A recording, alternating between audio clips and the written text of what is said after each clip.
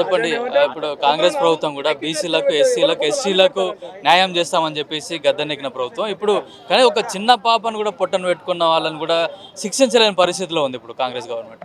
నా ఏదైతే ఈ రేవంత్ రెడ్డి ప్రభుత్వం ఉందో ప్రజాపాలన అని చెప్పేసి ప్రజలని మోసం చేసి ప్రజలపైన నెత్తిపైన కాళ్ళు పెట్టి దునికి వచ్చి సీట్లో కూర్చున్నటువంటి ప్రభుత్వం ఇది.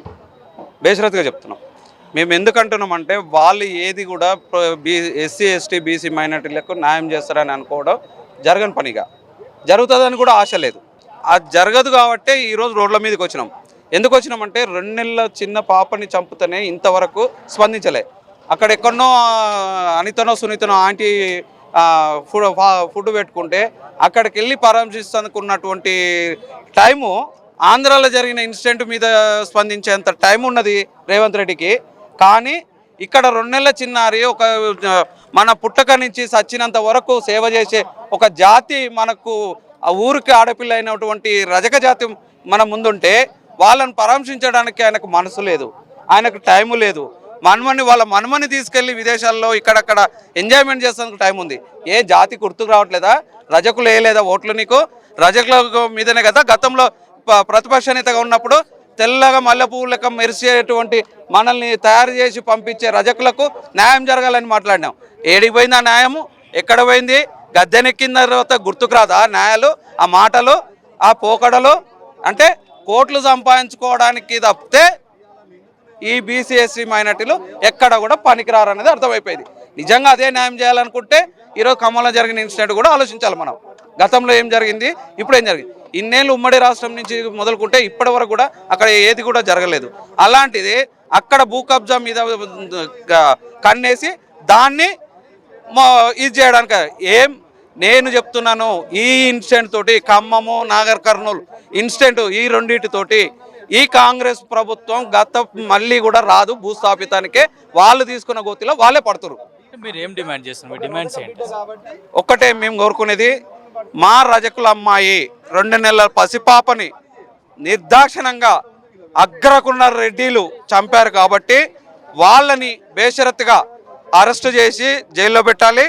అట్లాగే ఆ కుటుంబానికి, బాధిత కుటుంబానికి ₹1 కోటి నష్టపరిహారం ఇవ్వాలి. దాంతోపాటు ఒక ఇల్లు కట్టివ్వాలి, మరియు వాళ్ళకి ప్రభుత్వ ఉద్యోగం ఇవ్వాలి. ఇది మా ప్రధానమైన డిమాండ్. దాంతోపాటు ఇంకా మీట ఎక్కడ కూడా రజకుల పైన కానీ బీసీ ఎస్టీల పైన కానీ ఎక్కడ కూడా దాడులు జరగకూడదు. అంటే రజక రక్షణ చట్టం అన్న కావాలి, లేదంటే బీసీ రక్షణ చట్టం అన్న కావాలి. ఇది ఇమ్మీడియట్లీ ఇంప్లిమెంట్ చేయాలనేసి మేము కోరుకుంటున్నాం. డెవలప్ అయినామని చెప్తున్నాము, సాఫ్ట్వేర్ డెవలప్ అయింది, టెక్నాలజీ డెవలప్ అయింది చెప్తున్నారు. కనీసం ఇప్పుడు కొన్ని ప్రాంతాలలో గుళ్ళకు ఎస్సీ ఎస్టీలు కానీ బీసీలు కానీ వెళ్ళలేని పరిస్థితి ఉంది. అంటే ఇప్పుడు ఎందుకు అట్లా అగ్రవర్ణాలు ఎందుకు ఆ విధంగా చేస్తున్నారు అనుకోవచ్చు? బడా పెట్టుబడిదారులు మాట్లాడుతున్న మాటలు ఈరోజు ఈ అగ్రవర్ణాల కాంగ్రెస్ పాలనలో బీసీ వర్గాలు అన్యాయానికి గురవుతూ ఉన్నాయి. అదేవిధంగా ఈ యొక్క కాంగ్రెస్ ప్రభుత్వం వచ్చిన కాడ నుంచి మరి ఇలా రెడ్డిల రాజ్యం అయిపోయింది. అనేక మంది బీసీలను తెలంగాణ రాష్ట్రంలో అణచివేత గురి చేస్తున్నప్పటికీ కూడా కనీసం స్పందించట్లేదు. ఈ విషయంలో మేము కేవలం ఇలా బీసీ ఎస్సీ ఎస్టీ ఐక్యకారణ సమితి ప్లస్ మా రజక సంఘాల ఐక్యకారణ సమితి జేఏసీ ఆధ్వర్యంలో భవిష్యత్తులో గ్రామాన కాంగ్రెస్ పార్టీ చేసిన ఈ యొక్క 2 నెలల పసిపాపను హత్యను ఏ రకంగా చేసిరో దాని మీద అనేక ఉద్యమ పోరాటాలు గ్రామస్థాయిలో చేస్తామని చెప్పి, ఎందుకంటే ఈ ప్రభుత్వానికి బుద్ధి రావాలా. అదేవిధంగా ఒక క్యాస్ట్ అయిన ఇంతకుముందు మన మిత్రుడు చెప్పినట్టు ఇలా వీర్నపల్లి శంకర్రెడ్డి గారు అనుకుంటుండొచ్చు, కానీ భవిష్యత్తులో ఈ యొక్క రజకులతోనే పతనమయ్యేటువంటి అవకాశం ఉంటుంది. మళ్ళీ పతనమవుతాడు. కాబట్టి ప్రభుత్వాన్ని పతనానికి మరి అనేక బీసీ సంఘాలు కానీ ఇతర ప్రజా సంఘాలు కానీ అనేక రకాలుగా స్పందిస్తున్నప్పటికీ కనీసం ఒక మంత్రి కానీ ఈరోజు కేవలం వచ్చి మరి పోవడమే తప్ప రేపు జరిగేటువంటి అసెంబ్లీ సమావేశాల్లో కూడా మరి పెద్ద ఎత్తున ఆందోళన కార్యక్రమం చేస్తాం.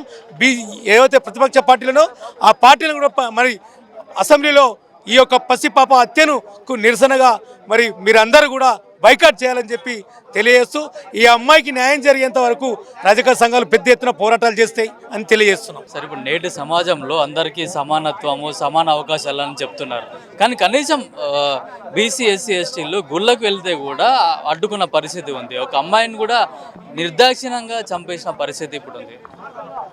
నమస్కారం. ముందుగా నా పేరు నడిమిటి శ్రీనివాస్ అండి. నేను రజక సంఘానికి జాతీయ కార్యదర్శిగా అధ్యక్షుడిగా పనిచేస్తున్నాను. ఒకటే మేము కోరేది ఏంటంటే బీసీలు ఇప్పుడిప్పుడే కొంచెం చైతన్యం అవుతున్నారు. మమ్మల్ని అంటరాని వాళ్ళగా చూశారు, కేవలం సేవాకులాగా మమ్మల్ని చూశారు. మీరు సేవ చేస్తే సేవ ఎంతవరకే వాడుకోవాలి. మాకు అందరూ కూడా ఇంట్లోకి వెళ్ళే అధికారం లేదండి. అగ్రకులాల ఇంట్లోకి వెళ్ళే అధికారం మాకు ఇప్పటికీ లేదండి. మా మీద అంటరానితనం ఉంది, అంటబుచ్చులు ఉంది. కాబట్టి సమాజంలో మేము దూరంగా నెట్టివేయబడ్డాం. మేము ఇప్పుడు ఏమంటామంటే బీసీలు ఇప్పుడిప్పుడే చైతన్యం అవుతున్నారు. సమాజంలో ఒక టెంపుల్కి వెళ్ళే భాగ్యం కూడా బీసీలకు కలగకపోతే అసలు మేము ఎటు వెళ్ళాలి? దేవుడి మీద మేము ఏం మాట్లాడాలి? దేవుడి గురించి మనం ఎందుకు మాట్లాడకూడదు?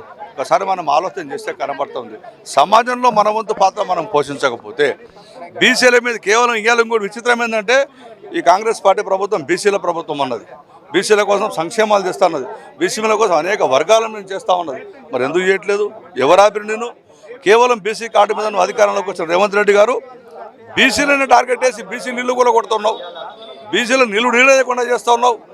వాళ్ళ తమ్ముడు ఇల్లు ఒకటి హైదరాబాద్లో వాళ్ళ అన్ని ఉంది, బఫర్ జోన్లు ఉందని చెప్పి యుద్ధం చేసిండ్రు, అన్ని టీవీ ఛానల్ చూపించాను. ఆ ఇల్లు మటుకు సేఫ్టీగా పెట్టావు, మిగతా వాళ్ళ ఇల్లు కూడా కొడుతున్నావు.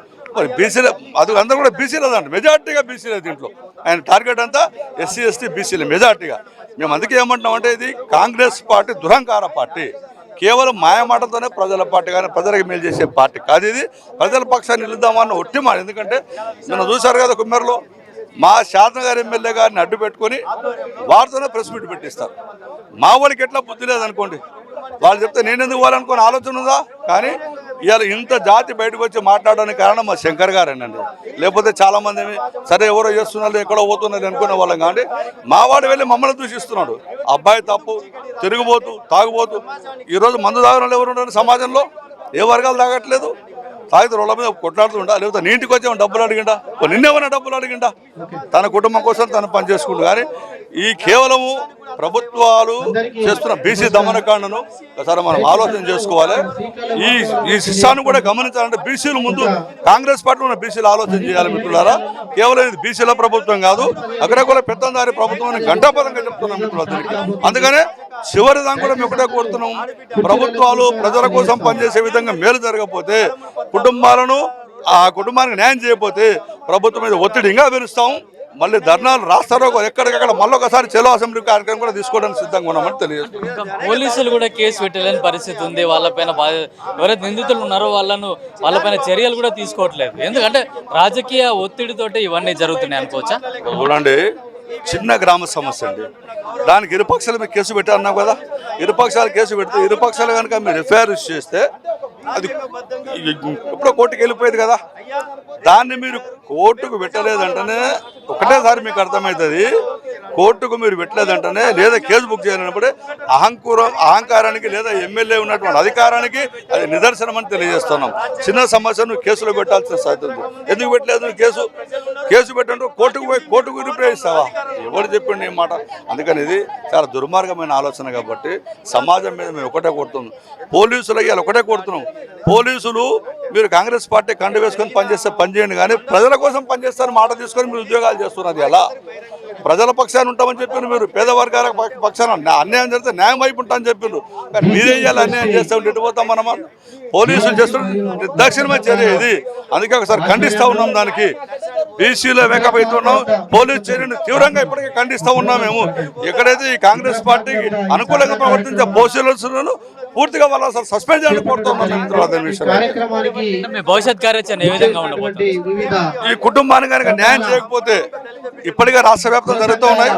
సెక్రటరీ కూడా ముట్టడి పెట్టాము నిన్న. మళ్ళీ త్వరలో కూడా అసెంబ్లీ ముట్టడి కార్యక్రమం కూడా పెడతాం. ప్రభుత్వం దిగొచ్చిందాక పోరాటం చేయక తప్పదు. బీసీల రేగమైదామన్నంగా ఆ స్లోగన్ వినిపించే విధంగా యావత్ బీసీ సమాజం వేగం చేసే విధంగా నిర్ణయం తీసుకుంటాం. కష్టంగా కూడా నిర్ణయాలు తీసుకుంటాం. ముందు కదిలే విధంగా ఉంటుంది ఈసారి అని చెప్పి. ఇదే కాదు, రాష్ట్రంలో ఏ బీసీకి అన్యాయం జరిగినా పోరాటం ఇదే విధంగా ఉంటుంది.